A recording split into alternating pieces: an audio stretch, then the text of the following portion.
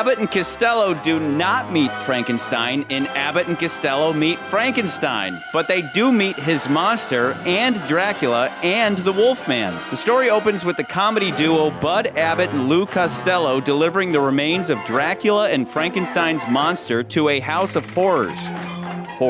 House of Horrors. But in a shocking twist, they're both still alive and escape to a classically creepy castle where Dracula once again attempts to bring the monster up to full power and replace his abnormal brain with the pliable brain of Costello after baiting him with a doctor babe. However, Abbott and the Wolfman mount a rescue effort which leads to goofy castle chase hijinks where the monster throws Dr. Babe out of a window and she dies. The Wolfman intercepts Dracula's bat form mid-flight and plummets into the ocean and they die. And the monster walks into fire even though he's generally repelled by fire and he dies. And then Abbott and Costello get away. They don't die. Welcome, Abbott and Costello, to this universe. You are most welcome. With the start of this film, the logo has changed. No longer is it Universal Pictures, but Universal International. A British entrepreneur named J. Arthur Rank, no relation to the show, merged Universal with a smaller production company, International Pictures. One thing that I have failed to give context to, as we've been going through all these monster films, is that back in the day, Universal was kind of known for like their lower, smaller budget films compared to Warner Brothers or MGM or Paramount. Universal was putting out twice as many films. But after that merger, they basically downsized the number of films they were putting out, hoping that, they could have bigger budgets. But also another consequence of the merger was that a lot of the Universal talent was dropped, including Lon Chaney Jr. as far as their contracts go. However, they didn't drop a comedy duo that is a new staple to this series, Bud Abbott and Lou Costello. Now you've got 2 dates. What about Sandra, you bigamist? Sandra? I don't know. Joan is awful cute. Well, all right, you take Joan and I'll take Sandra. Oh, Sandra sends me. Well, then I'll take Joan. Joan sends me too. Now listen, you sawed-off Romeo. In a minute, I'll send you. You don't even appeal to me.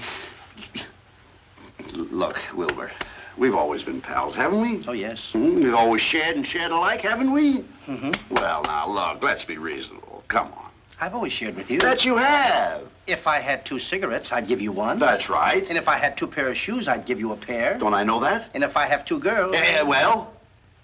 Why don't you light that cigarette, put on those shoes, and take a walk for yourself? So Abbott and Costello began as comedians in burlesque shows. And back in those days, burlesque wasn't just like the proto-strip tease most people associated with, but it was also included stand-up comedy. Like that was part of the bit. We've talked before about how the show, remember I was saying how my grandpa called it the show, because you wouldn't just go to see a movie, you'd go to the show, and there'd be a newsreel, and then a short, and then a cartoon, and then a feature or whatever. Burlesque was part of that. So you had burlesque and vaudeville acts, vaudeville being the more family-friendly version of a burlesque show that grew out of burlesque, and theaters would have the running show going on of different filmed presentations, and then they'd pause that and have a live burlesque or vaudeville act, and then eventually they'd exhibit filmed burlesque and or vaudeville acts. But that was a part of the show. And so throughout the series, we've been talking about how these older forms of entertainment influenced cinema as we know it today. So you have these guys performing in burlesque and then becoming film stars. It all was born on the stage and then became the silver screen, blah, blah, blah, same old story. Yeah, absolutely. They're probably best known for their comic routine, Who's on First, which is a very funny, punny baseball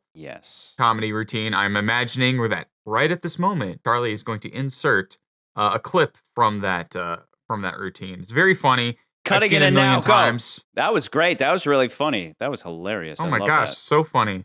So funny. On the St. Louis team, we have who's on first, what's on second, I don't know's on third. That's what I want to find out. I want you to tell me the names of the fellas on the St. Louis team. I'm telling you, who's on first, what's on second, I don't know's on third. You know the fellas' names? Yes. Well, then who's playing first? Yes. I mean the fellow's name on first base. Who? The fellow playing first base for St. Louis. Who? The guy on first base. Who is on first? Well, what are you asking me for? I'm not asking you, I'm telling you, who is on first? I'm asking you who's on first. That's the man's name. That's whose name? Yes. Well, go ahead and tell me. Who? The guy on first. Who? The first baseman. Who is on first? Have you got a first baseman on first? Certainly. Then who's playing first? Absolutely. When you pay off the first baseman every month, who gets the money? Every dollar of it. Why not? The man's entitled to it. Who is? Yes. So who gets it? Why shouldn't he? Sometimes his wife comes down and collects it. Whose wife? Yes. After all, the man earns it. Who does? Absolutely. Well, all I'm trying to find out is what's the guy's name on first base? Oh, no. What is on second base? I'm not asking you who's on second. Who's on first? That's what I'm trying to find out. Well, don't change the players. I'm not changing nobody. Take it easy. What's the guy's name on first base? What's the guy's name on second base? I'm not asking you who's on second. Who's on first? I don't know. He's on third. We're not talking about him.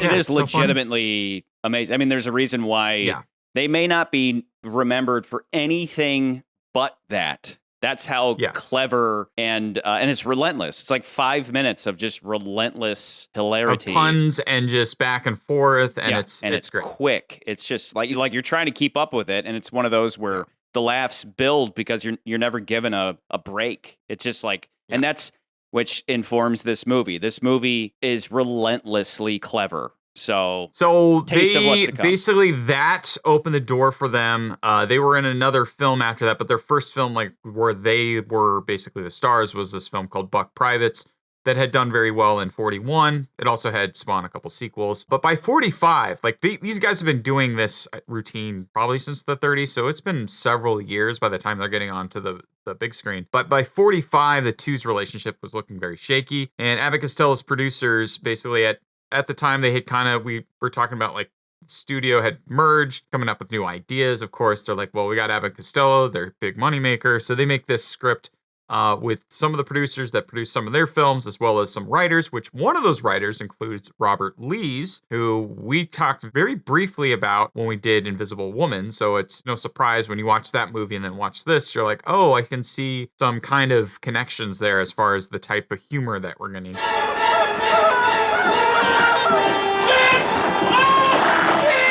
But they basically wrote a script, and original title of the script was Frankenstein's Brain, which doesn't really ring. You would think it would be another one of these like horror films, kind of like The Mummy's Hand or The Mummy's Curse. Of course, our cigar smoking producer was like, "Oh, me? Yeah, that guy. Surprise, motherfucker."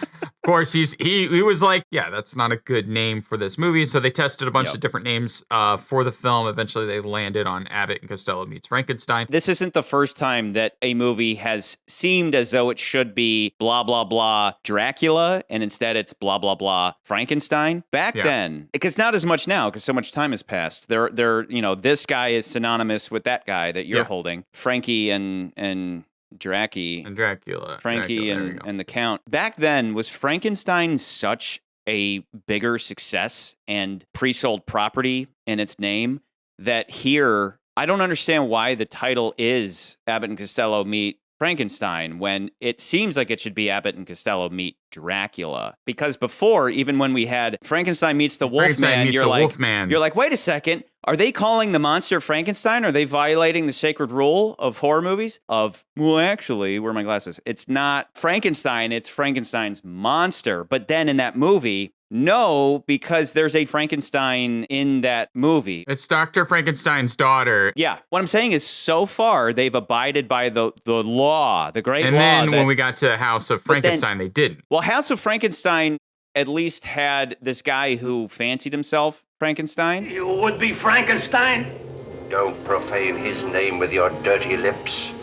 He was a genius in whose footsteps I will follow when I get out of here. Here, this is the first movie where you're going, wait a second, Abbott and Costello meet Frankenstein. They never meet a Dr. Frankenstein. They meet the monster. And so this is like the first time we're violating, well, actually, we're violating that. Yeah, and I think with this film, and you see it in the movie itself, because of course, Abbott and Costello are kind of a little more meta. I think we'll get into that. Okay. But with this movie, they even I think Costello's even calling the monster Frankie instead of like Frankie. We call him. It's like Frankie. Like we even do. Though we know that that's not his name. We know it's just the monster.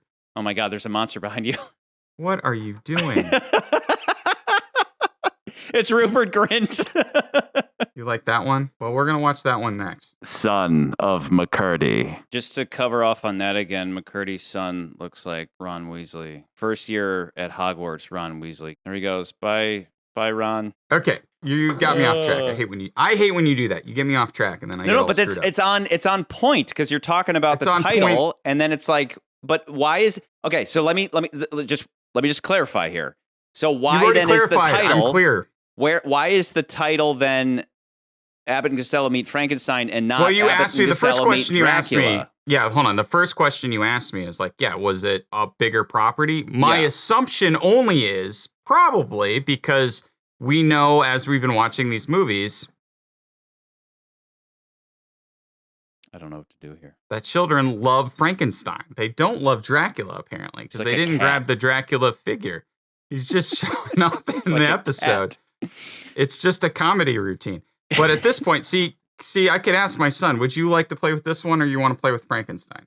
The Frankenstein monster. You're going to play with that one? Okay, cool. How do you get to Hogwarts, kid? Platform 9 3/4. Don't forget it. Where were we? But of course, like we talk about these movies, there are more Frankenstein sequels than there are Dracula sequels. So it's no surprise to me that the Frankenstein property was probably the more popular of the two properties in that regards. So my assumption is that that's the big one. It's crazy to have Bela Lugosi back as Dracula, and you're not going to call the movie Abbott and Costello Meet Dracula, even though, once again, the monster is sleeping through most of this movie, or just like at his lowest power or whatever. Rupert Grint is back. He's back. So anyway, I'm going to just keep going. So the title was eventually changed. And but prior to that, though, when it was called Frankenstein's Brain, that script also included Dracula Wolfman, son of Dracula, and Karis the Mummy and the Invisible Man. Of course, we know that they just kept the Wolfman, Dracula, and Frankenstein's monster. So according to many sources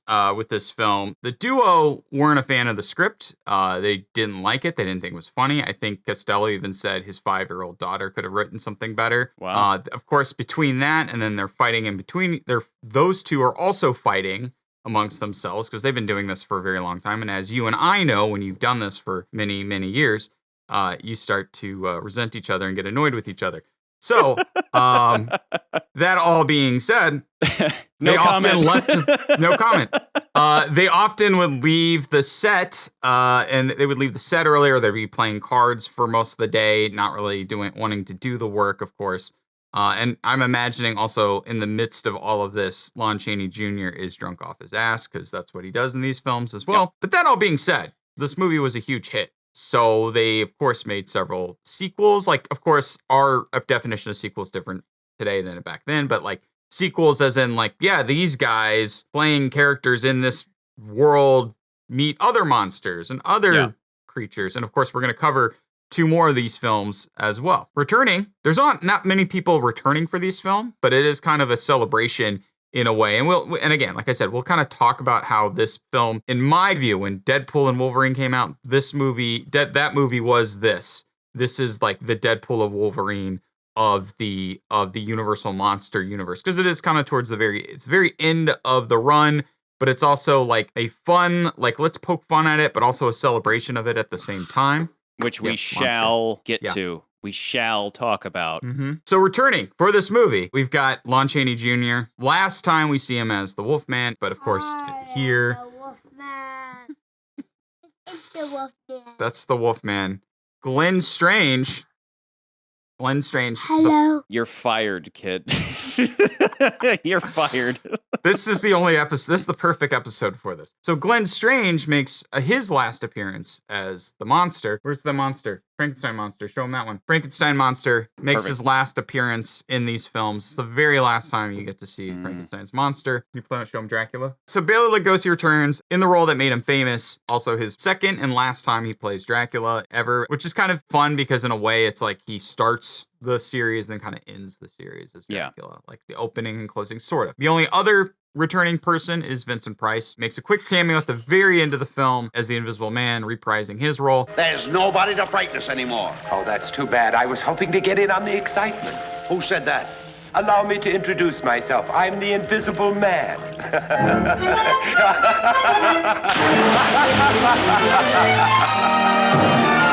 But this time he actually has that signature voice because we did comment about how the original didn't really develop that back in the it's like Velvet. Early 40s. It's just amazing. And now it's just like, I'm the Invisible Man. Like, just kind and of like we talked about in that episode, it's like he was playing a good guy, so he maybe didn't want to use the slimy voice, or he hadn't yet developed the slimy voice. I don't know. It would take too long to go find that out. You'd have to watch a lot of movies to find that out. I'm just gonna throw it to the comment section, but to actually have his signature voice come through is a treat, even just for like a quick, goofy ending. I don't want friends.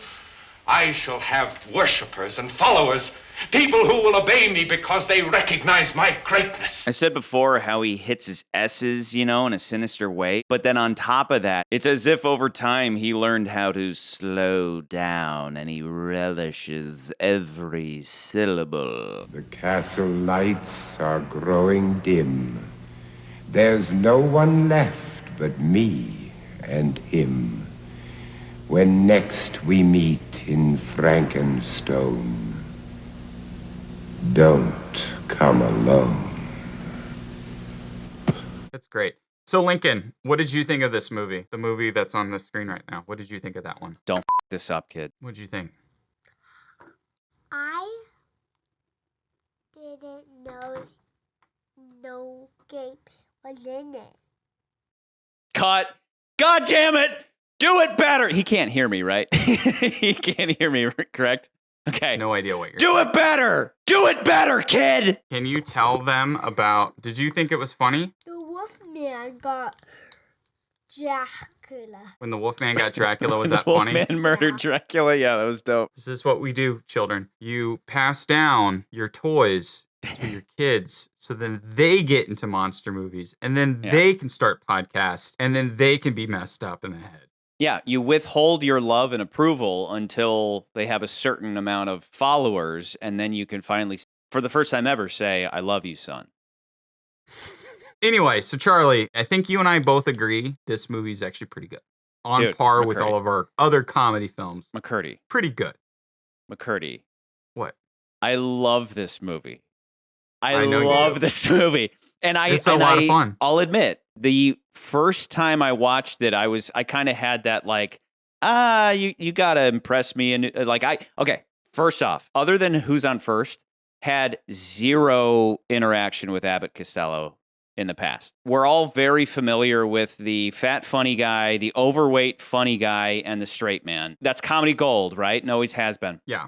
This is one from 100 years ago. So at first, I'm kind of like, maybe this is like simplistic and maybe Costello is, a little quaint now. And I watched the movie with that thought rolling around in my head. And then every time I watched the movie after that, more and more, I kept falling in love with Abbott and Costello and the movie at large. It's just every time I went on this adventure again with them, I noticed more jokes. I noticed more clever stuff to the point where I would have to pause the movie and laugh and go, I love this movie. That being said, this movie should go as high as we can stomach, placing it above serious dramas, a la like James Bond. We said before, we're like, we'll probably put the serious movies at the top.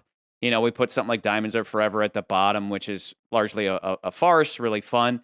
I could supercut all of the clever dialogue in this movie, but I would end up just including the entire film. Like I'd end up just putting the entire film in, go right now. So it's not like it's going to be at the top of the list, of course, because this is a list of classic monsters, horror movies, and there are some that are more like nailed. That being said, I think it's a better comedy than Dracula is a horror movie. This is a better comedy film than Dracula is a horror movie. That's where I'm going to start out. It is without a doubt the best of the Monster Mash movies we've seen so far, so that's kind of my base. And on that note, none of these characters are wasted, other than Lon Chaney Jr., of course. He was wasted the whole time, But Get it, McCurdy? But I get did it. You get it? Did you get the joke? I'm trying to be as clever as Abbott and Costello right now.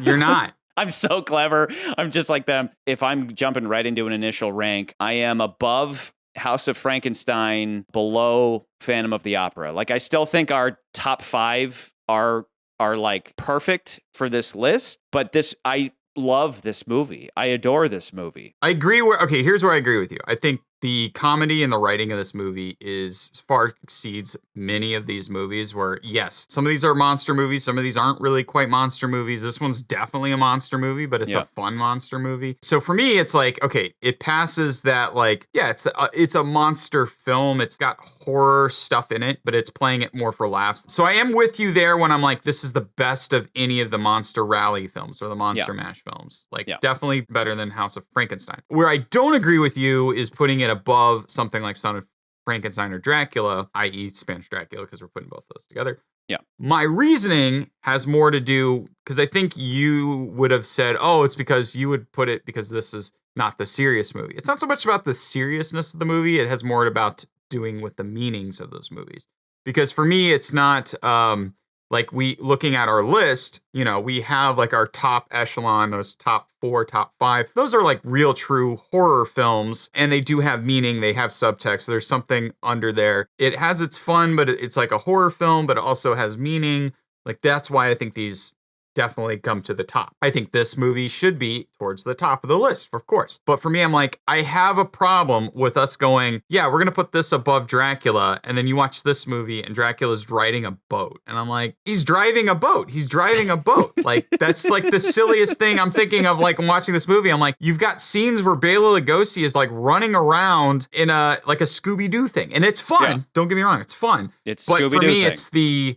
it's almost like undermining your whole soapbox moment that you had when we talked about the very first Dracula and all the meaning behind that movie. That movie is more of a true horror film. This movie isn't, but it is a monster film. That's where I'm like, I think it should be under the Dracula films, but which I get above House of Frankenstein. Definitely above House of Frankenstein. Yeah. I'm not really sold on being like, yeah, it's above Sun, it's above Dracula, because those are meaningful films. It's not because they're serious films. Because I've seen serious dramas that don't really have a lot of meaning to them, or they're taken seriously. Or they're the acting movie. They're just there acting, for and they're just like, what's the story? What's going on here? It's like, this is art. I see that art is happening. Yeah. But that's where I'm like, this, with the Dracula films and the Son of Frankenstein, I'm like, there's some story there. And then when I watch this movie, I'm like, it's funny. Other than trying to make me laugh, what is it trying to tell me? It's the equivalent of saying, other than you being scary, what are you trying to say? My response to that would be, it's an execution thing, right? Like, if this movie went up against Francis Ford Coppola's Bram Stoker's Dracula, if that movie went up against this movie, that movie wins, because that is one of the best iterations. It's like Dracula's story to the book. Completely realized in not just an extravagant, but like nearly perfect way that just takes every one of these themes that I laid out in the Dracula episode and just and you know, including having that level of violence that you need, you know, actual blood. My blood now flows through her veins. She will live through the centuries to come, as I have lived.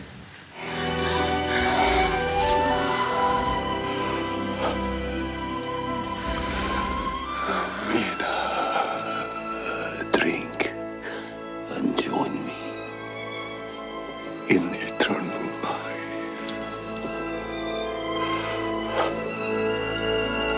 This is the most simplistic form of Dracula. This is basically, and I love Dracula, like, again, same old caveats, but it's the most simplistic Dracula, once again, the Dr. No comparison, and then a flawed Son of Frankenstein versus a movie that is relentlessly entertaining and clever and fun beginning to end. And I understand it's a difficult comparison. Like, I'm not going to rocket this to the top for being fun and clever. It's that, again, if this movie went up against later iterations of Dracula, it would lose. But it's not that. It is the most simplistic form of Dracula and a flawed Son of Frankenstein. Like, the meaning there, again, as we laid out in that episode, if the story was about his actual little boy dying, you know, speaking of little boys, little horrible comparison, his son passing away or whatever, and then him bringing his son back to life, that would just be like, that movie might be at the very top of this list. But you don't. You have a flawed Son of Frankenstein and a simplistic Dracula, and then this movie that is relentlessly entertaining and clever beginning to end.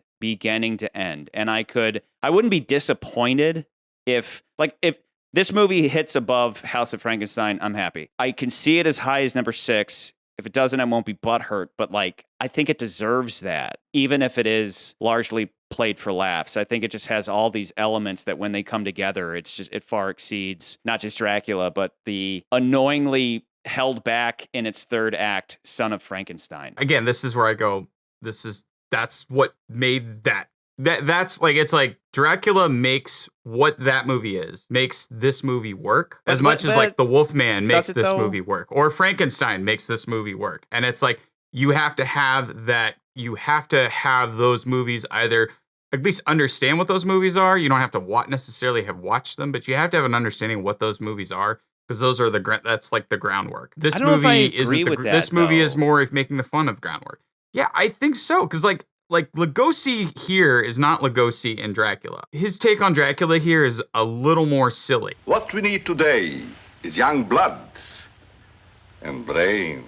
I would say extremely silly in comparison. It's for the comedy, I get it, but I'm like, watch his performance in both of those films. His performance in the simplistic Dracula is one of the best Dracula performances there is, because we've watched all the other ones and they don't hold a candle. Here I wouldn't put his, I think Carradine's is better than his here. I get we're talking about a comedy and a horror, but again, I'm like, we're talking about all these horror films, the Universal monster films.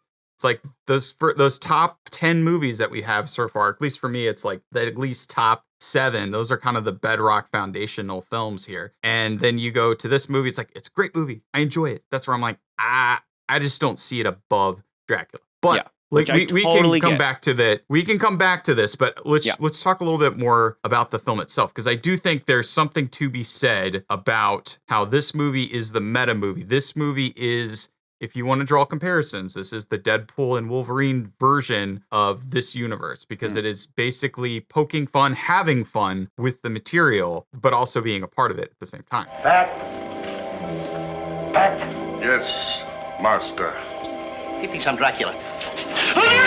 The only difference is, and I agree with you, we've talked about that from the get-go, that, you know, these movies, every hit series, eventually somebody says, wouldn't it be funny if, and then they make a whole movie of, wouldn't it be funny if? Wouldn't it be funny if Abbott and Costello met all these monsters? Wouldn't it be funny if Deadpool suddenly just took the wheel and could do whatever he wants within the Marvel universe? The only difference I'll point out, to where I have more, we reviewed Deadpool 3. You can go watch that video. I really like the Deadpool movies. That being said, you and I think, agree, based off that review, that the one thing holding it back from, two things true at once. I like the Deadpool movies, but also I excuse it for being within character of Deadpool, that he's always making pop culture references, but that kills the longevity of something. So notice in this movie, there are 0 pop culture references. And why is that? Firstly, because these guys 100 years ago were more talented than Ryan Reynolds. That's not a stab at Ryan Reynolds. It's just these guys were busy being original, and Ryan Reynolds is just being clever at being able to drop a celebrity name into a live joke. in a day. Yeah, to say to that, it's like today we live in this world where a lot of comedy is referential. Like, people make a joke. Like, you and I grew up in that time when Family Guy was at the height of its popularity, and it was all references, and people have pointed that out time and time again, that a lot of the comedy of Family Guy is just, oh, that's funny, let's point to that. Remember that time when I was waiting in line with Paris Hilton at the bank? Yeah, and then Paris Hilton's like, scene. I want to get money out, and Peter Griffin farts, and then she goes, ew, gross, and it's like, ha. Yeah. It's just like, it's not It's clever. like it's just let's make lobbing that these joke. things together and that's funny because it's Paris Hilton and I know who she is, and then Peter's there. Abbott and Costello understand how to play off of each other, but also just make situations funny. And it's a lot of times, sometimes it's just the way that Costello says something or delivers a line that makes it funny. Because usually Abbott isn't the funny man. He's always played the straight man. Yeah. But he will kind of tee off or like kind of boss around Costello's character. Answer that phone. Answer the bell. Answer the phone. Which one do you want me to answer first? Both of them. Both of them. And I think that's one of the reasons why I think out of the two, it's like Costello, I think, is funnier because of his just nature, the way he says lines. There's one particular moment where, Dracula's summoning him.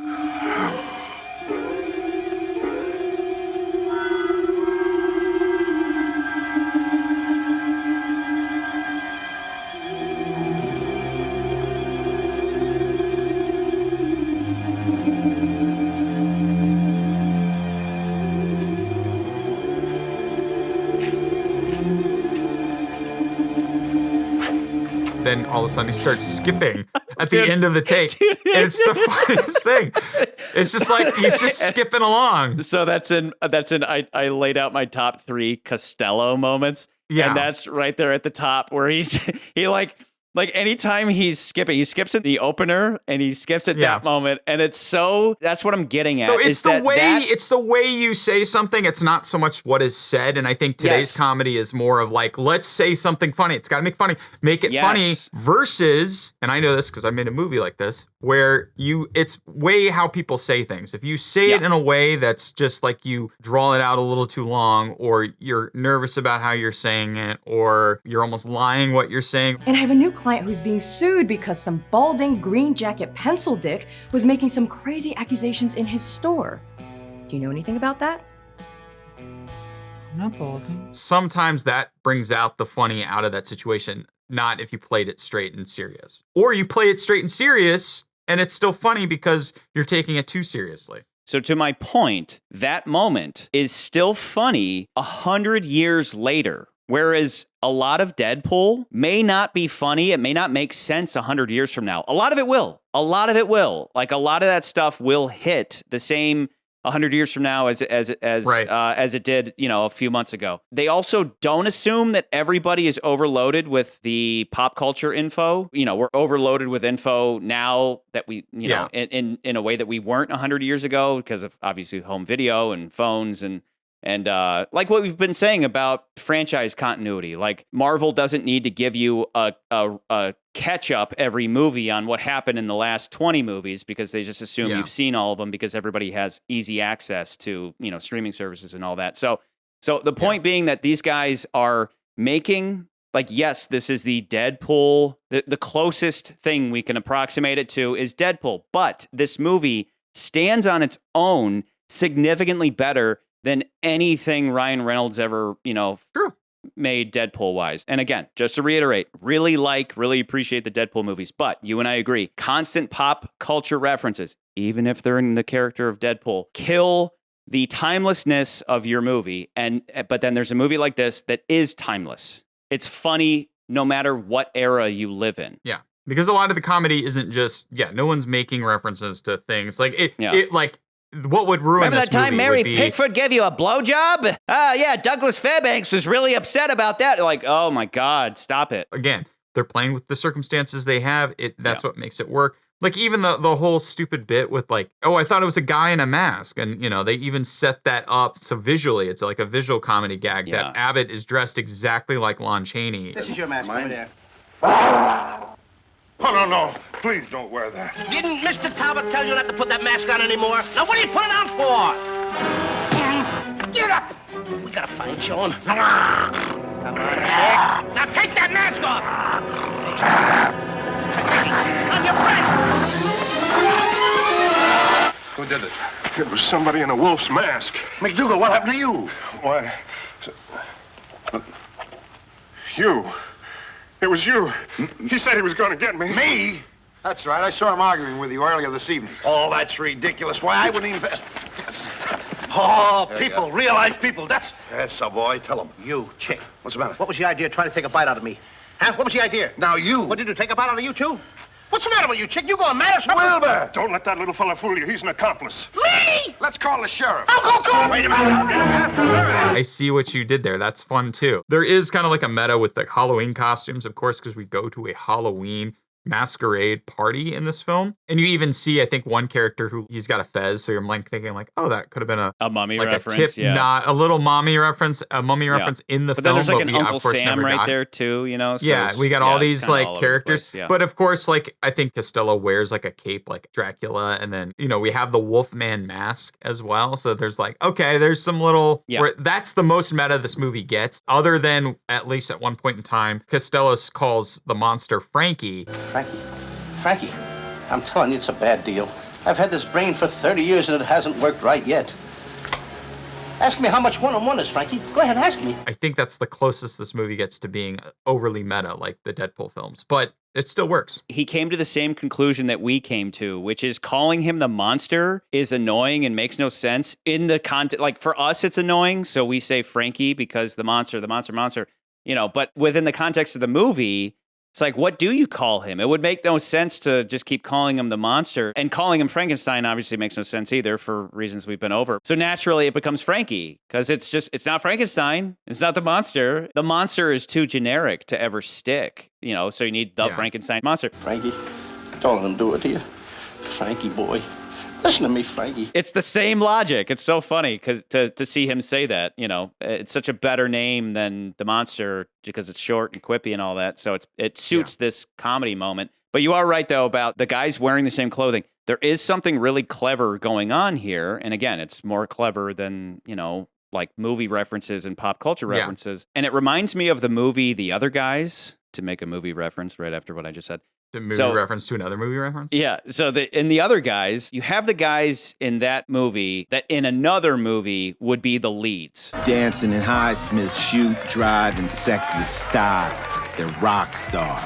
Then you got your jokers, your ball busters, your vets, and the other guys.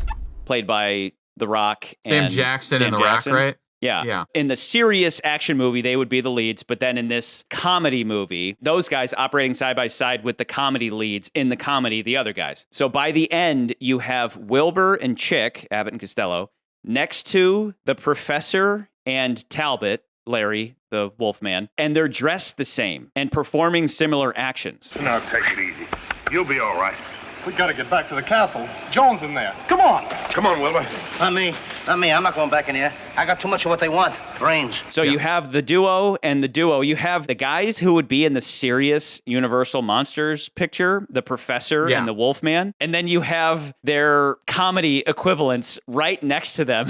And so it's like, it is that same thing out of The Other Guys. It's like, okay, now that it's a comedy, we duplicate them and make one short and fat and funny and make the other one not as attractive as or not as attractive as Lon Chaney technically, and they're both shorter. The everyman, but he's like bossy. Yeah. They're it's like you have on the right side of the screen, you have the serious horror movie iteration, and on the left side of the screen, standing right next to them, you have the comedy version, dressed the same, doing the same things. It's really clever. And again, it's not doing the Deadpool thing where it's like relying on references to do it. It's just within itself. So you're correct that it's meta, but it's the way meta should be done, where it doesn't call attention to itself as much. Nobody's like, wait a second, look, we're dressed the same, and this is funny. They're not calling attention to the joke. They're just too busy doing it. Whereas Deadpool would. You know what I mean? Yeah.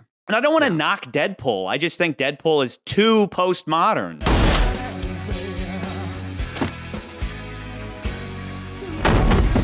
You're welcome, Canada. It's not postmodern. It's like postmodern, We are past postmodern. Everything is referencing something else in movies nowadays. And it's almost to a point where it's kind of obnoxious. We notice it more, I think. It's not that it's not something new, but it's like it is just because we consume so much more media that we probably used to, and we're seeing it visually. It's like we're making a lot more referential type stuff.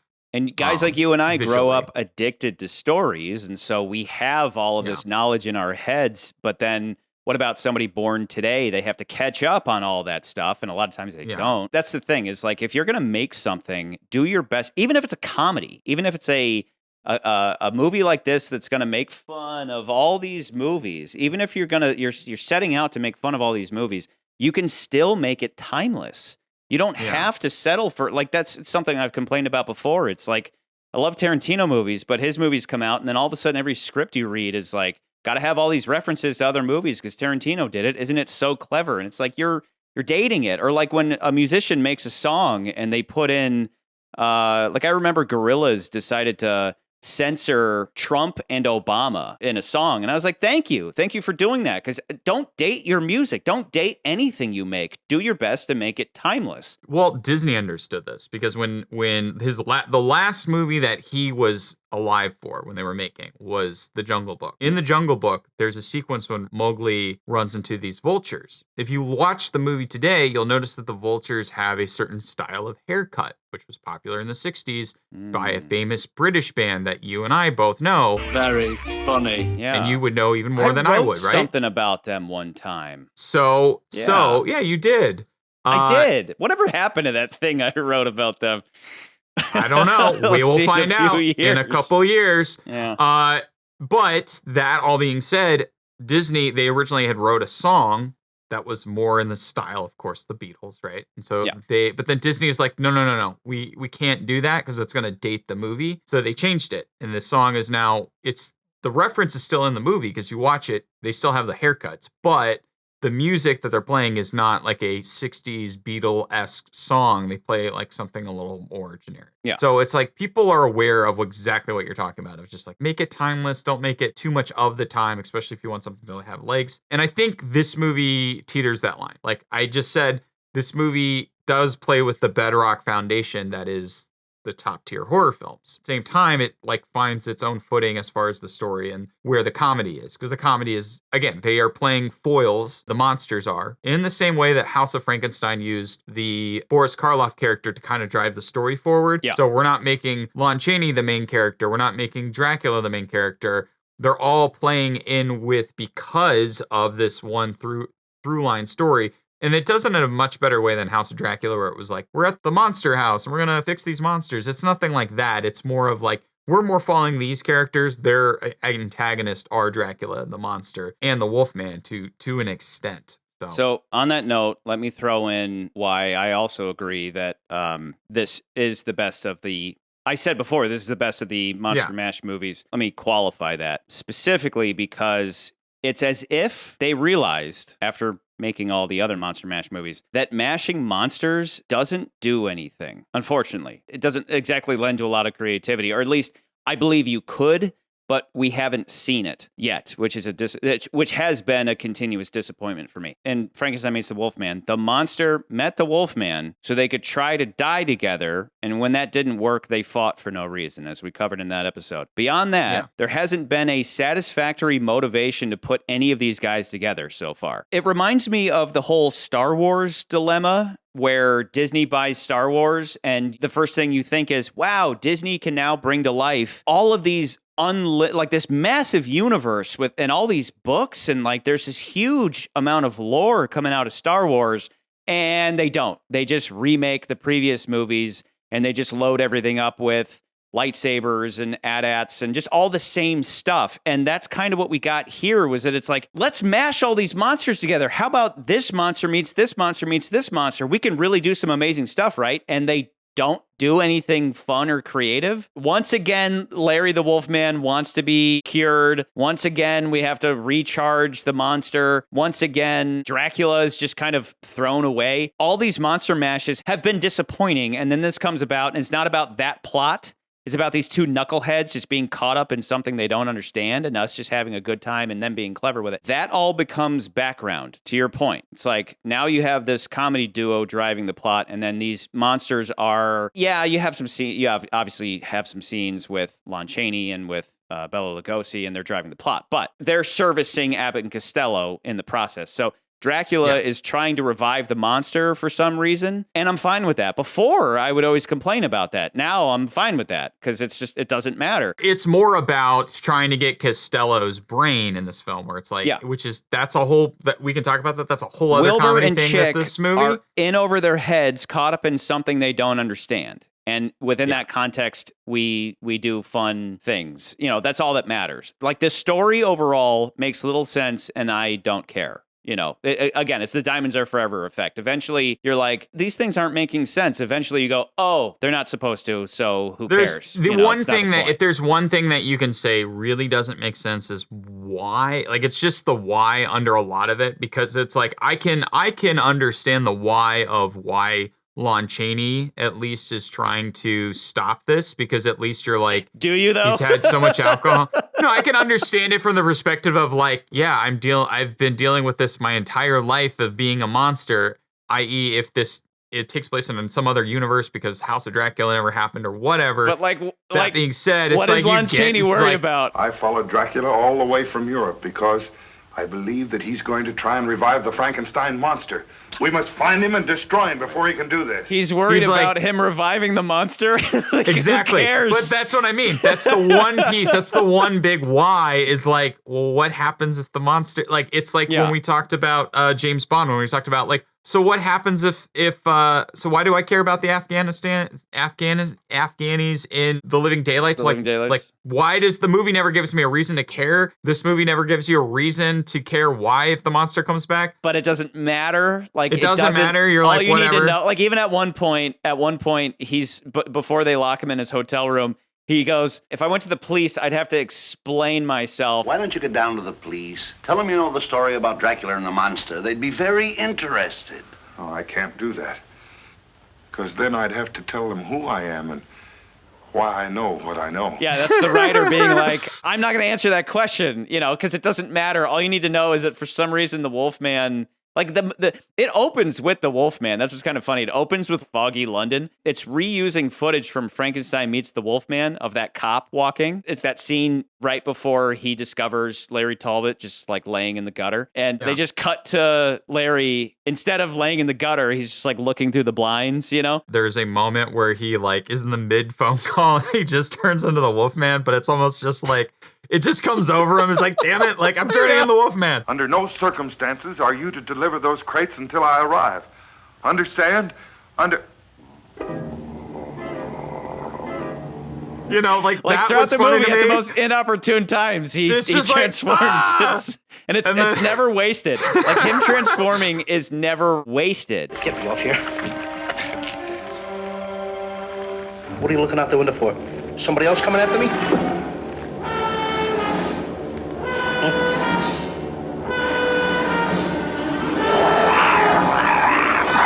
There's such a beautiful meta joke there, speaking of wasted, where they go over into his hotel room and they're like, damn. Boy, what a bender he must have been on last night.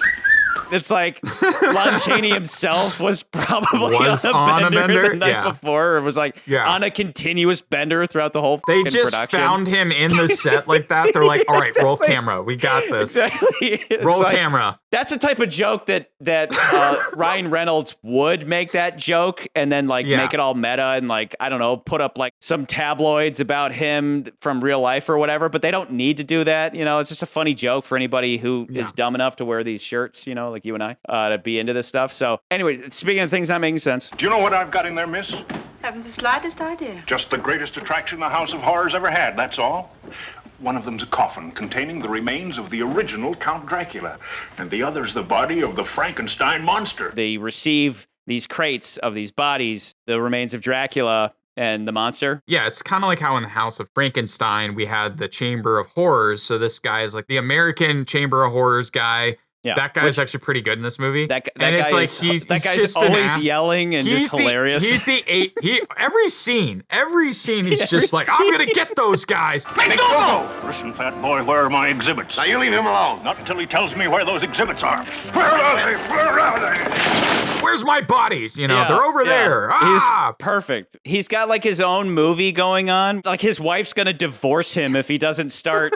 If the House of Horrors doesn't start making a profit, his wife is going to leave him. And so that's why he's such an asshole the whole time. He's great. But he himself says, I got him dirt cheap. European agent, picked my name right out of thin air. We kind of put together later that Dracula picked a House of Horrors owner out of a hat. The owner's like, oh yeah, I got picked to buy these attractions. So it's we're basically to understand that Dracula sold his own remains and the monster to that guy, McDougal. This was just to get himself to Florida to end up at a creepy castle in Florida. That's where we are. Even though the Count is wealthy, in his first movie, we saw him get himself to London. The guy could pay to cross the ocean and get to the United States, but instead he duped this guy into buying his remains or whatever. I guess that's what you're supposed to put together, which is hilarious. But once that starts happening, you're just like, I know where I'm at. This is a vehicle to have fun. You don't need to know the outskirts of the big whys in this movie. You just know you have let me rephrase this. You don't have the macro whys as to why the story is happening. You have the micro whys of why things are happening. Have you mastered Dr. Frankenstein's notebook? Let me get my hand on a scalpel again, and you shall see. And about the brain. I don't want to repeat Frankenstein's mistake and revive a vicious, unmanageable brute. This time the monster must have no will of his own, no fiendish intellect to oppose his master. There, my dear Count, I believe I have exceeded your fondest wishes. The new brain I've chosen for the monster is so simple, so pliable. He will obey you like a trained dog. Because things that do happen there is causality there, where, like, of course, something I do want to get into is how we have, again, after I don't know which film it was, but we started getting 2 women in these films instead of 1 woman in these films. What I'd like to know is, what has he got that I haven't got? A brain. A brain. I'd like to know where it is. Oh, she forgot to kiss me goodbye.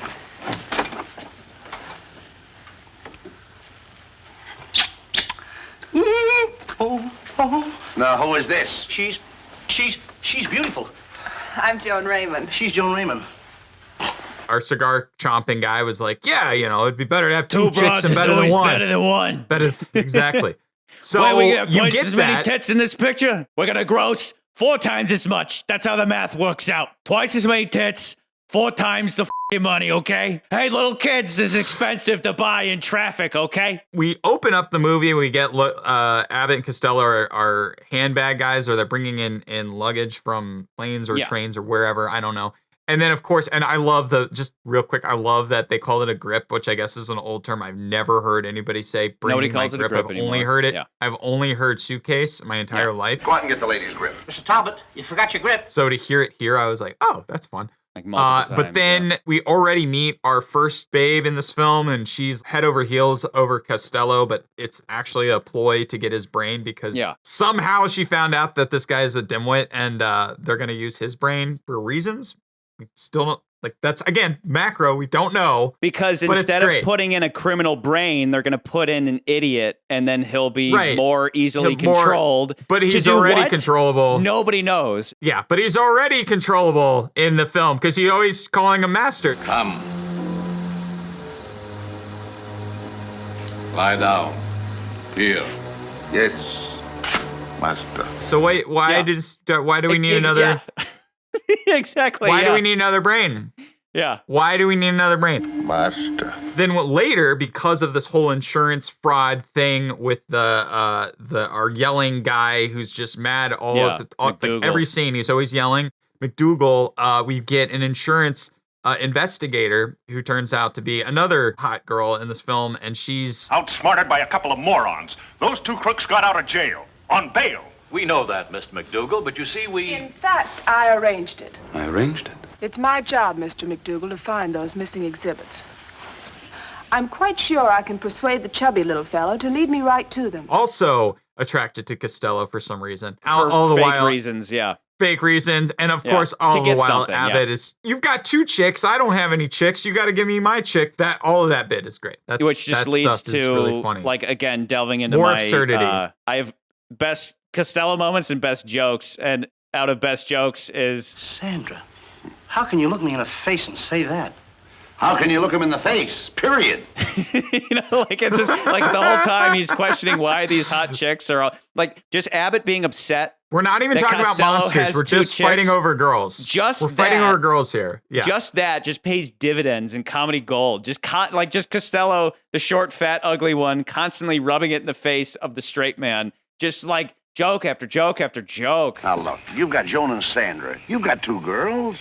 How about the 2 girls we had last week? All right, let's not talk about You got no kick coming. I'm not kicking. You had the best looking one. So what? Yours had teeth. Look, Wilbur, yours had teeth, too. Did you see that tooth? Yes, I happened to see it. Mine had so much bridge work, every time I kissed her, I had to pay toll. So good. That's so, and that's what I mean is, you have to watch this movie multiple times, not for reasons we laid out before, where you're confused, and so watching it once and then watching it twice eases the confusion. This movie is so quippy that even like little minor things that slip past the first time, like at one point, Abbott says, "Now open it up. I'm going out and get the other crate, and no back talk." I've got just 2 words to say to you. What is that? Hurry back. Just little things are slipped in there throughout you have to analyze every piece of dialogue to get these little jokes out of it. And it's just so layered in that sense that you're struggling to keep up with these comedic geniuses. It's just, it's great. There's another bit that I think's really funny, and it goes back to the Wolfman. It's just the reaction that Lon Chaney gives when he shows him the mask, and he's like, "Don't do that." Like, he just gets so upset. He gets so upset about it. Right after that is my favorite joke of this film, which is Lon Chaney very seriously is saying, In a half an hour, the moon will rise, and I'll turn into a wolf. You and 20 million other guys. Listen. that's when he grabs him. He's just like, you son of a bitch.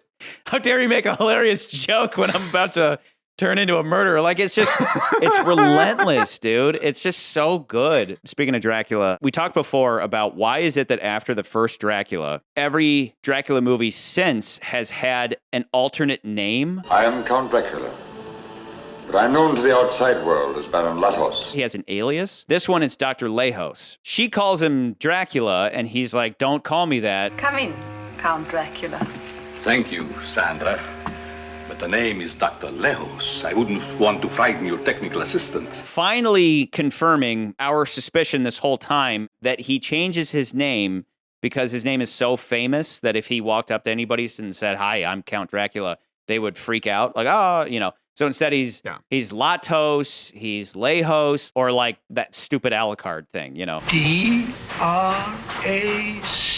This is the first time that he's said it outright. Perhaps you'll understand when I tell you Count Alucard's real name is Count Dracula. So I'm not just trying to be Captain Obvious here. I'm simply questioning the logic of Dracula using aliases. I always found it odd because Dracula was so much more of an isolated incident than Frankenstein. Entire villages suffered from the actions of the different Frankensteins, but Dracula was taken out by his neighbors, essentially. And when Von Helsing was almost convicted of his murder, it was specifically because nobody believed Count Dracula was a supernatural monster. Then in Son of Dracula, they showcased that people know the name specifically because the Dracula novel exists. But ignoring that, because it hardly makes sense, especially next to the way Bride of Frankenstein chose to incorporate the presence of its respective book, my overall point is that Dracula is a famous name. I am Dracula. A well-known name to us, the audience, but would people in this monster universe really be that aware of it? Maybe back in Transylvania, but really nowhere else. You just killed James Bond. Is that who it was? Here's where we get meta, though. Here's my question to you. Why is Dracula always covering his face? I kind of have a theory here, but I want to ask you, why is Dracula always covering his face? Like in this movie particularly, the way he does it? Yeah. Compared to how he did it in the original film. In the original, I don't recall him ever covering his face. He would like creep in and then like put his cape over a girl. This movie, he gives the cape, but he puts it like he like puts it. Yeah, but normally it's like this. It's just like this with his eyes, but here it's like puts it like on his face. Yeah. My assumption is just like this movie's the filmmakers do with the eyes and the hypnotism. I could see mainly because you distinguish the eyes more than anything. And much of Dracula's power is also hypnotizing people and drawing people in. True. My thought, though, was this is part... Well, speaking of which, when he does that to the doctor, he has a reflection. Like, that was something that they were like, whatever. I did notice that, too. Whatever. I remember that, too. Whatever. Just the whole reflection thing, it. Not only does she look at him through the mirror, but then when he goes in to bite her, his reflections, they're just like, whatever. Nobody cares enough to do the special effect to remove him, so it. Yeah.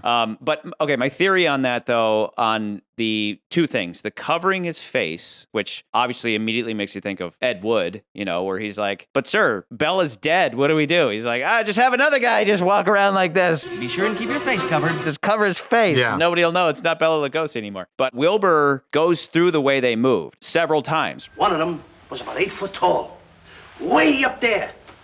And he walked like this.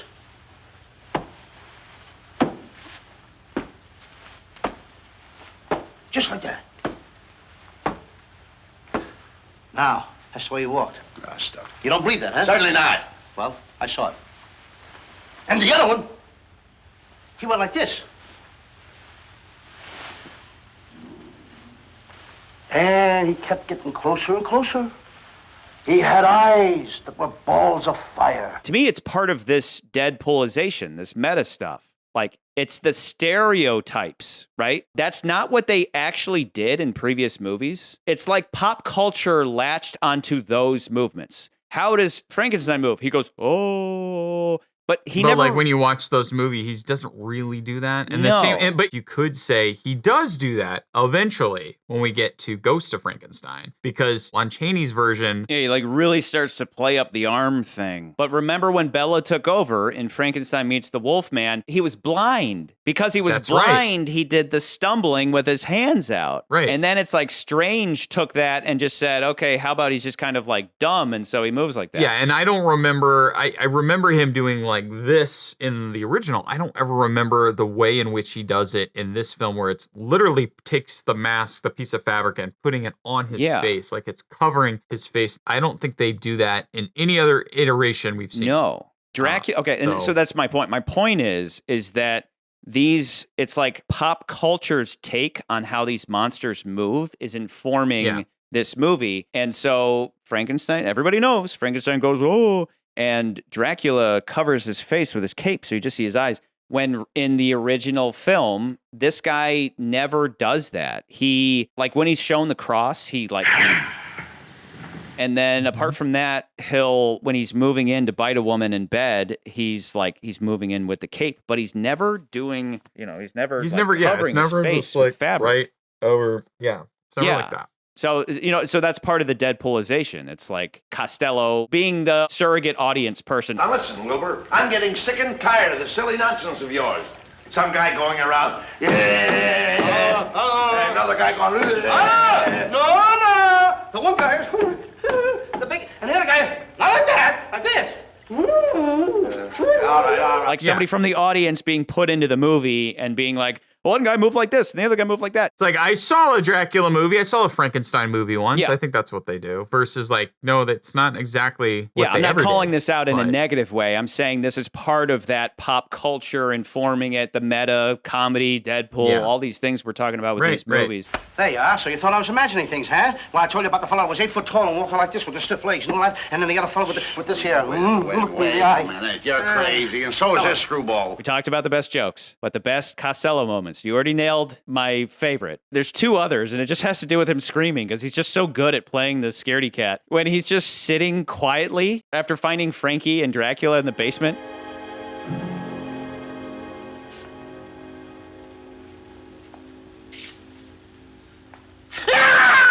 It's perfect for like that comedy duo. You have the straight man being like, why are you freaking out again? And then you have the, the funny fat guy being the scaredy cat. It's pitch perfect. And then the other one, when he finds him in the basement.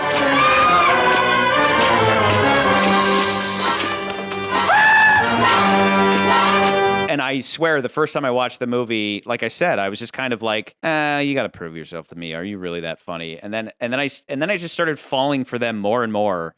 So that on subsequent viewings, I was just like, you have me. Like you guys are like, there's a reason why I know their names without ever having seen any of their movies until now, So it should also be, I should point this out, is that as we've been watching these films, and I'm going and looking for trivia and looking for the insights behind these films, the only films that get the featurette are the big ones. So Dracula, Frankenstein. Bride of Frankenstein had one because, again, it was another big one. Invisible Man. I could be wrong about Bride. I think they maybe roped both of those together. But that being said, all of the sequels, they would maybe mention them in the bigger ones. So like Werewolf of London, they would mention it in the Wolfman one. This movie actually had its own separate one because it does have its own sequels. And so they were like, yeah, we're going to give this its due, the Abbott Costello film, because I think horror film fans would be kind of putting off when you look at the list and you're like, wait, this one's a comedy. This isn't like, why is this connected? And of course we're saying like, well, we have Lon Chaney Jr. and Bela Lugosi in this film, and Vincent Price who shows up, and Glenn Strange. All those actors are in this film. So this is a Universal monster film. Speaking of Bride of Frankenstein, did you catch the little nod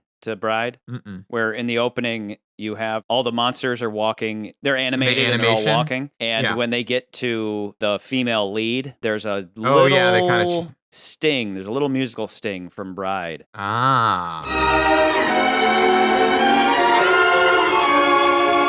It was adorable. It was adorably cute. I'm not necessarily gonna fight you that hard because I'm with you that our top 7 right now are the beloved classics. I mean, like, do you see Abbott and Costello on this cover? You don't. I don't. You don't see them. They could be. They certainly deserve to be, but they're not. And why are they not? Because these movies are largely, especially if you're going to buy a box set, they're supposed to be taken seriously. And then this is like our first, like we had Invisible Woman, and that's a comedy, That and we one was enjoy great. it, and that's in the middle of the list, and it belongs there. And The It's a Mummy's good Hand movie. was fun too. Like The there's a Mummy's couple of Hand these that I'm like, accidentally makes you laugh, but well, that not- one's not- that not one's more technically, but, accidental. That one's more accidental. But you're right. I would say The Invisible Woman is definitely played for laughs. This is the next meant to be played for laughs movie that I'm like, this is and good. it's awesome. But so I'm not gonna drive to your house. Is this and my murder last you. chance? One last chance, Ryan. But what? Because what I'm saying is I'm with you. But I love this movie. Like for the record, I think that's I what love says, this movie. The fact that this is in a top out of 30 films as of right now, this is like we're wanting to put this in like the under the top 10. So it's like not the 10th movie. This is like above a couple of the other ones that we were like, yeah, they have merit. That says a lot, I think. And I do think this movie is very funny, and I do think this movie is well done. I just think, again, my big point is if you come at me and you're like, the big thing that you're like, what's makes a story the best is having meaning and subtext. I know. And you're gonna stay and like you're like, it's gotta have subtext, McCurdy. It's gotta have something. It's gotta have meaning. It's gotta have something other than this. Yes and no. We've said before that if you can have It's a movie gotta that's have it. meaningful, if you can capture truth, I am your bitch. I will bend over for you. I'll do whatever you want, daddy. If you can do that for me, if you can entertain me, cool. If you can do both, if you can have meaning and entertainment, what we're seeing here is we're seeing pure raw entertainment. Pure raw entertainment, not super deep, meaningful. I mean, again, why are they not on this cover? And it's because these movies certainly capture meaning while they're entertaining you. So that's where I'm not like I'm not gonna drive to your house and I tackle you and we fall off a cliff into the ocean. I'm not gonna do that. Oh, I thought you were gonna kidnap my son or something. I was avoiding saying that. That's the obvious joke, but even I have limitations. But if you want me to, but the cigar smoking producer doesn't. I will have your son murdered, and then I'll give you a notebook that says "The Secrets of Life and Death" by Dr. Frankenstein, and make you bring your dead son back to life, and then I'll traffic your kid. I'll traffic your kid for Kevin Spacey. Okay, how about this? I'll meet you in the middle. I'll set your house on fire and make you just randomly walk into it. Or okay, we put this above Spanish Dracula. Dude, don't tempt me. Like, I can't. But it's crossed my mind because I want this movie to be as high as possible. Don't tempt me, Frodo. Let me run through it one more time. And let me just throw out some stuff. And then inevitably I'll concede to you because I know you're right. Even though this movie is so relentlessly entertaining that can trump something held back by still being like a silent movie. But let me just go, and then I'm done. Again, the highest for me would be above Son of Frankenstein. You can get away with so much more by doing a comedy. Again, we learned this to go back to Deadpool. Again, Deadpool 3 episode, we talked about this. It's like how in Deadpool 3, they put Wolverine in his proper costume, like his cartoon comic book costume. With Wolverine, they never done that before because it's tough to make a serious film that people are to take seriously and have your characters in outrageous costumes. You actually go outside in these things? What would you prefer? Yellow spandex? But then the comedic version comes along and suddenly you can go as big as you want because it's a joke at the end of the day, right? You have a license to be ridiculous. Yeah. And in doing so, you end up giving the fans exactly what they always wanted. So we're in a lab that is way over the top with electricity stuff and, Dracula's at the machine. But I love it. The monster is way over the top. He's just gonna scoop this when he's like, up. Yeah. He's like, I'm going to do this while I'm knocking things over. And I'll just pick this woman up and just throw her out the window for no reason. Like just whatever. Quick trivia bit about that picking up. So apparently there was a cable and the cable snapped. You can tell. Oh, wow. That cable snapped on that. And then, but Glenn Strange saved her, basically, was trying to catch her. Wow. But then he broke his leg in doing so.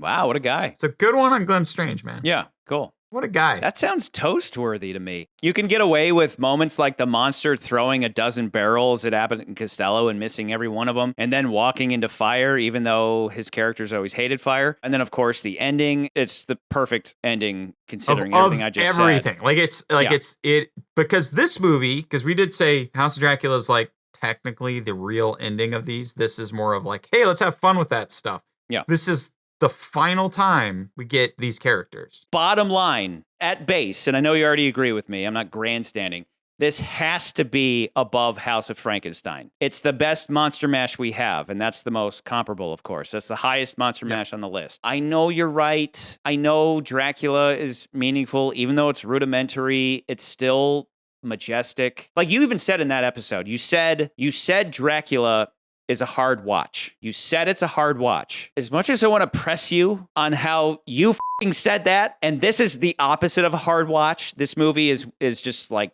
again, timeless, hilarious. Yeah, it's hard and because, fun. but at the same time, I did say that, but at the same time, when you watch it, you're like, yeah, the silence does add to the spookiness to that movie. Like it is a silent, it's more of a silent movie. It does add to the spookiness. Even when we like go back and watch Dracula and then watch some of the later films, some of the cinematography in that film I took for granted because I was like, oh, I do like this slow, creepy pushes in and the way in which that they lit the castle and how dark and creepy it looks. It looks fantastic. And Bella's awesome. Bella's just like Bella here Bella's is in on the joke. Dracula. Yes, Bella's in on the joke because we get here. these funny scenes where he's like coming out of the. We never see him actually coming out of the coffin, like actually stepping out of the coffin in the Dracula movie. Because I know this. Anytime I've ever made a movie, people getting up looks bad on camera. It just does. You can't get someone can fall on the ground, and if they have to get back up, especially like a superhero movie.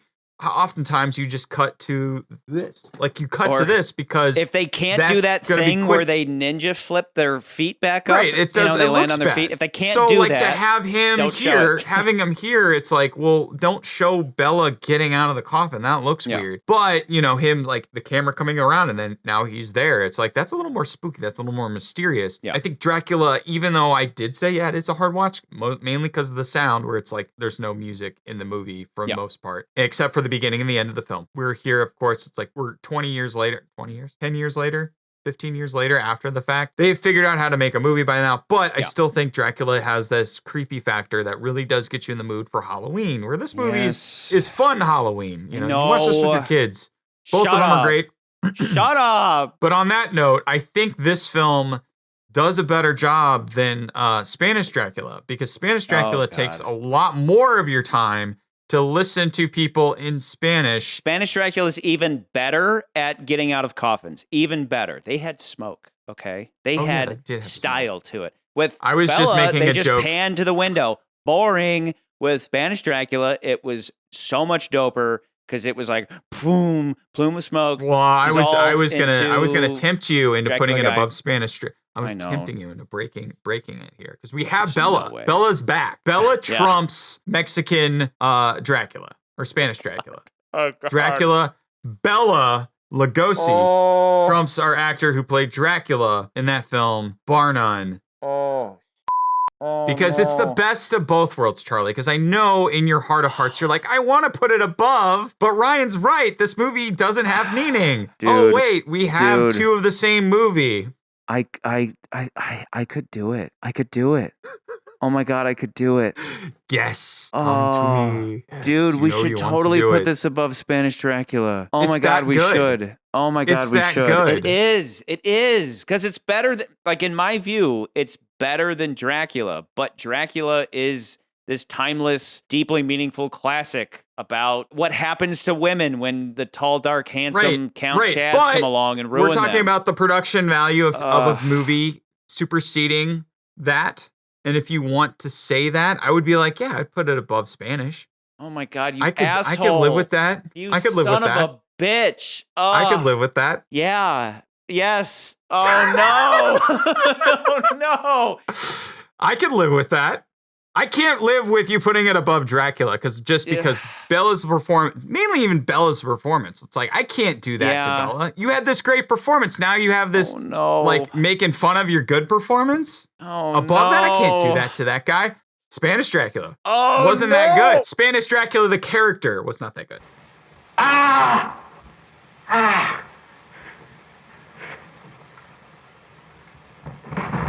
Oh no! No! We have to do this. That makes it makes so much sense. Oh, you bastard! You fucker! I am gonna drive to your house and kill your son in front of you now. Oh my god!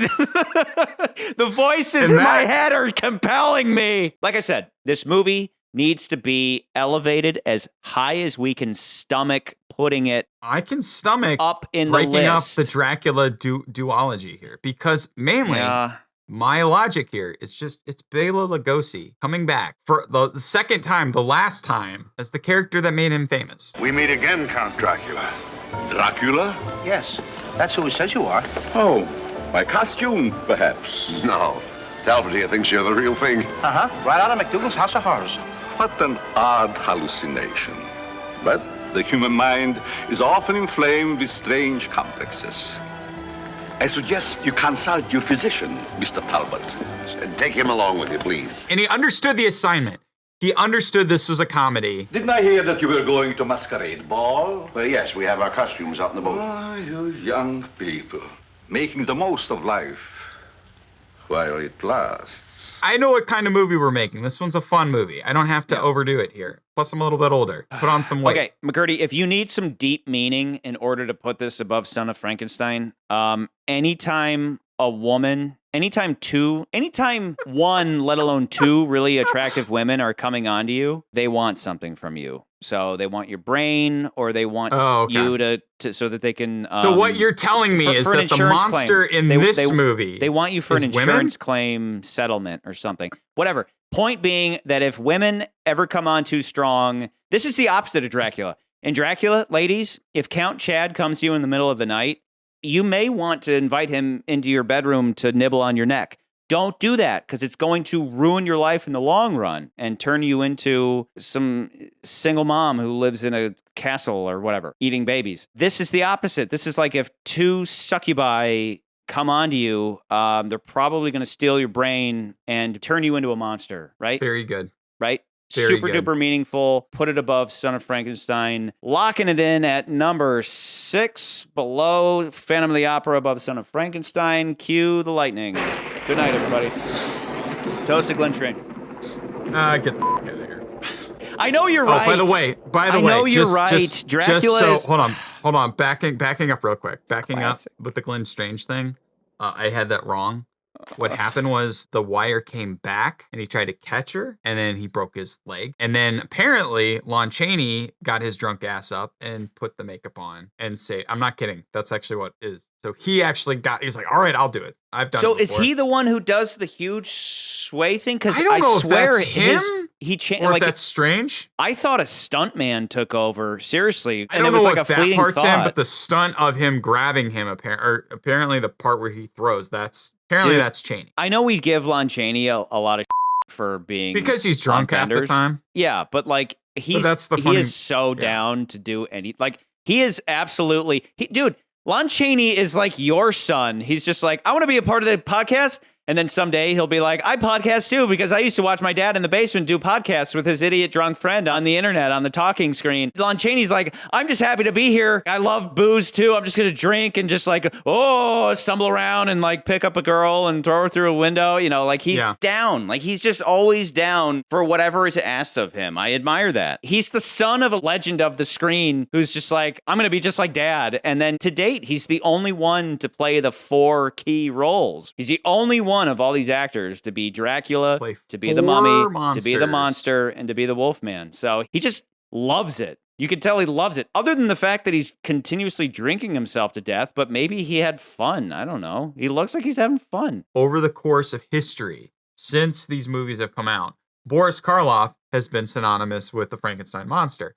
However, on art and things that you can find in antique shops, there are so many times where I have found a piece of artwork of a picture of the monster, and they say Boris Karloff, and you look at him like, that's not Boris Karloff, that's Lon Chaney Jr., or that is Glenn Strange, or that is Bela Lugosi, because nobody understands. They just see the monster in the thing. They're like, oh yeah, that's Boris Karloff. Like that's somebody else playing that same character. Is this anybody in So- particular, McCurdy? That I'm No, because I don't know if they had his likeness. Just I honestly do ambiguous not think, because obviously Frankenstein? this doesn't look like Bela at all. So I'm under the assumption that they do not own the likenesses to those actors, and so they just have to make generic versions. Watching him throw her out the window is so goddamn funny. It's out so of nowhere, random. and it's so. There's no But it's like reason she gets her for it. It's comeuppance because awesome. the whole movie, she's the bad of the two girls. She's the bad one. It's just too bad that they never took it so far as to give poor little Lou Costello a threesome. But what are you gonna do? Just Anyway, getting with one of them would have been enough. So this is above Spanish Dracula, right? Yes. This movie should be as high as it can be. It should be as high as it can be. Yeah. You're so mad. Yeah. You're so mad. Because I thought I had standards. I thought I had fucking standards. This reminds me of when we put The World Is Not Enough just below Dr. No. It's like for many reasons, it should be above Dr. No, but for many reasons, it should be below Dr. No. You know, like it's a similar predicament, but like Dracula's Dracula. Like this, it's like. Like we keep saying, it's the Iron Man of these movies. These movies are all here because Dracula was that dope. Yes, it might be simplistic, it's rudimentary, it blazed a trail, but Dracula's Dracula. Like, you can't take it away from this guy. You can't take it away from Bella, you know? So I get it. I'm not going to push harder. I love this movie. And, you know, the kids love it. I love it. It's a fun movie. I'm My still a kids kid. watched this movie. Like I said, they watched it 2 or 3 times. I had it on. Yeah. They were like, I love Wilbur. He's hilarious. He's so funny. So good. Yeah, he's It's so a good movie to watch with kids, especially I would say Halloween time. People like Halloween Town, Hocus Pocus, whatever. Put Yeah. this one on.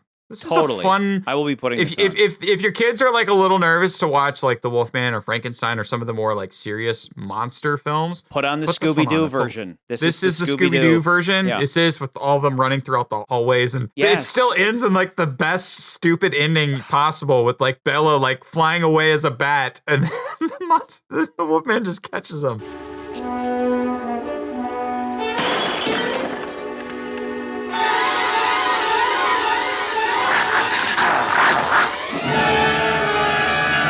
Catches him And like they a fall to their football. death.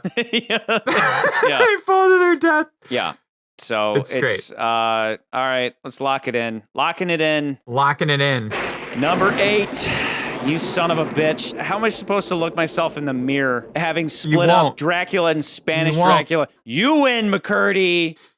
Abbott think we Costello both Meet win. I Frankenstein think we at both number won. 8 below Dracula, above Spanish Dracula. You know what? You know what? I'm going to send Spanish me to your house to talk to you in angry Espanol and make threats, but not actually do anything to your children, but threaten them in Spanish. Don't fucking make me. If I snap my fingers and I go into Spanish Charles, I don't know what the fuck he's going to do to you, okay? Okay. Shut Okay. up. I'm going to do it.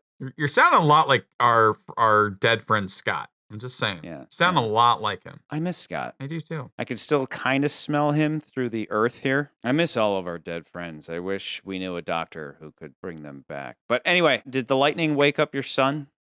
No, he's still asleep. Okay, you better Knocked hope he's him out. asleep and not dead. Melatonin is great. Children's melatonin. You put a little whiskey in the milk. They go out like a light.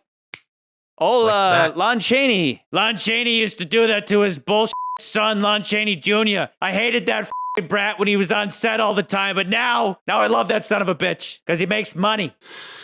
All right, I'll put the cigar away. Are we doing Glenn Strange? Because he's been in several of these. Yeah, this is his third. As much as this is Abbott and Costello's movie, and I love this movie, and I now consider myself a fan of Abbott and Costello, let's give it to Glenn Strange because he's part of the crew. He's been, he's been with us for a while, and he's like a big, imposing monster. Like he's good at the role. He's let's to me give him like props. he's the second best monster. Yeah.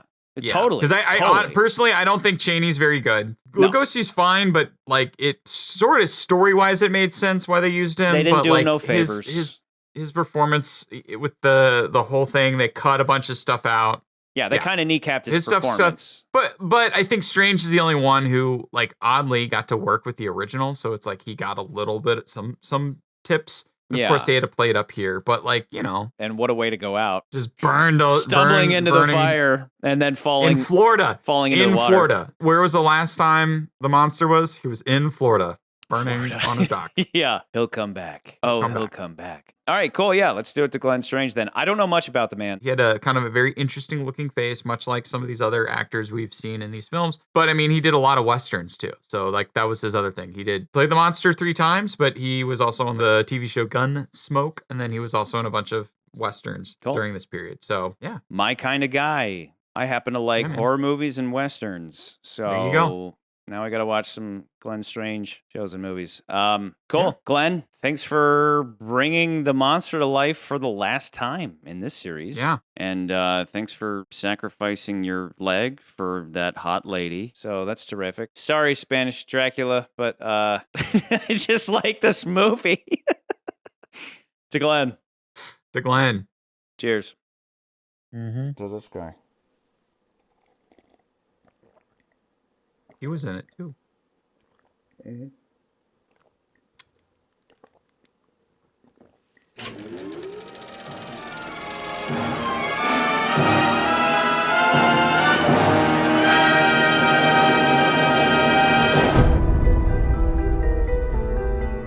you think they're gonna bring Tana fluid in on when Abbott and Costello meet the mummy? I think someone is coming down the stairs. Dude, you gotta like trank him, just dart gun him. Lincoln, are you gonna sit? You gonna lay right there? Lay down. What do you got in your mouth? You're eating chips? Go sleep. Charlie, let's just go. You sure you're gonna go? Yeah, I'm gonna go. All right, let's get into it then.